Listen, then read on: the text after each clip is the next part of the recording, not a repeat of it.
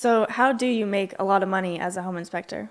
Yeah, there are many paths to being successful as a home inspector. You can take very different ones. You can work on your own, or you can work for somebody else, or you could build a business and make it bigger and bigger.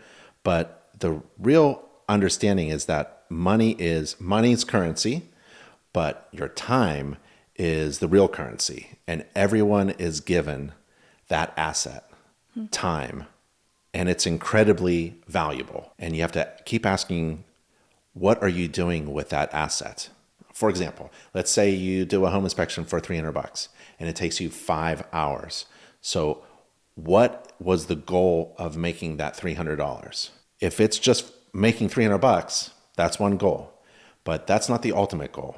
You should think of it as spending that time to make money, and part of that $300 should loop back as an investment to get a return on that investment. And now the goal isn't to make that money. The goal is to make money and enough money to reinvest so that your money then makes more money. If I wanted to make more money as a home inspector, I would learn from the business course that we offer, diversifying your services or adding more value by buying an infrared camera. Now the $300 isn't just I'm making $300 today.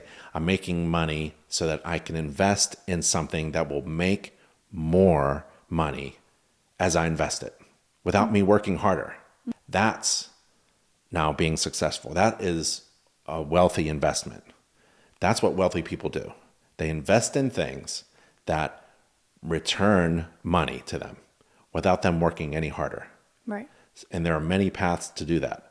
But money is not the ultimate goal. And money is currency, but time is the ultimate currency. You have to spend that wisely.